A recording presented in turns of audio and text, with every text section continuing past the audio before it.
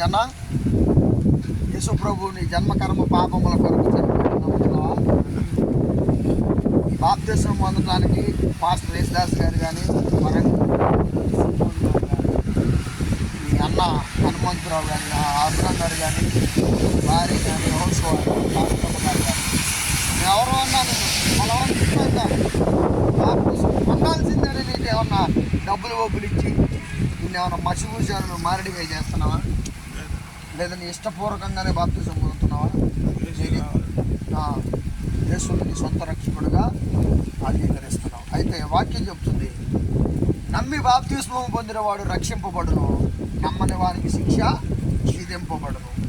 రోమాపత్రిక 8వ అధ్యాయం 1వ వచనంలో చెప్తున్నాడు, ఇప్పుడు క్రీస్తు యేసు నందున్న వారికి, అంటే నమ్మి బాప్తిస్మం పొందినటువంటి వారికి ఇక ఏ శిక్షా విధియు లేదు. కనుక ఇప్పుడు నీ ఇష్టం మేరకు నమ్మి బాప్తిస్మాన్ని పొందడానికి సిద్ధపడ్డావు కనుక ప్రభు కొరకు బ్రతకాలి, నమ్మకంగా జీవించాలి. ఓకే, ప్రార్థన చేస్తారు రక్షణ కొరకు. మనం ముందుకు వచ్చాము. మహోన్నతుడానికి వందనాలు చెల్లిస్తున్నాం ప్రభా. తండ్రి, కుమార, పరిశుద్ధాత్మ నామములో నీ కుమారి కొరకు ప్రార్థిస్తున్నాను నాయనా. స్తోత్రం. ఈ రోజు ప్రభా మీరు నా నిజ దేవుడు అని, సొంత రక్షకుడు అని స్తోత్రం అంగీకరిస్తుండగా అవును ప్రభా, నమ్మి బాప్తిసం పొందిన వాడు రక్షించబడును, నమ్మని వానికి శిక్ష విధించబడునని నీ వాక్యము సెలవిచ్చిన రీతిగా దేవుడయ్యా, అయ్యా నీవే గొప్పవాడు అయ్యా, నీ నమ్మి విశ్వసించి నా కొరకు ప్రాణము పెట్టాడు, నా కొరకు రక్తము కార్చాడని ప్రభా. నీ కుమారుడు ప్రభా నా కొరకు నేను చేసిన పాపల కొరకు, నేను చేసిన తప్పుల కొరకు, నేను చేసిన ఆలోచనల కొరకు నా కొరకు నా దేవుడు ప్రాణము పెట్టి సిలువలో మరణించాడని, రక్తము కార్చాడని ప్రభా నీ కుమారుడు నమ్మాడేసయ్యా.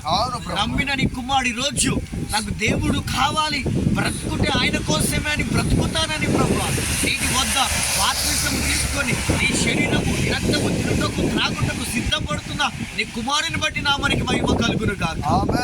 మాకంటే ముందు మీరు పరలోక రాజ్యములో ఎంతో గొప్ప ఆనందంగా ఉన్నారని మేము నమ్ముతున్నాము. అట్టి గొప్ప ధన్యత ఈ రోజు ప్రభు నీ కుమారుని అయా లోకంలో నుండి మీరు ఏర్పరచుకుంటున్నందుకు వందనాలు అయా, ఏర్పరచుకుంటున్నందుకు వందనాలు ప్రభు. మీరు బలపరచండి, తన జీవితంలోని కార్యాలు జరిగించండి. మారు మనసు బాప్తిసం ఇస్తుండగా నీ కృపతో మహిమతో మీరు భద్రపరచు. యేసు నామములో ప్రార్థిస్తున్నాము తండ్రి. ఆమేన్.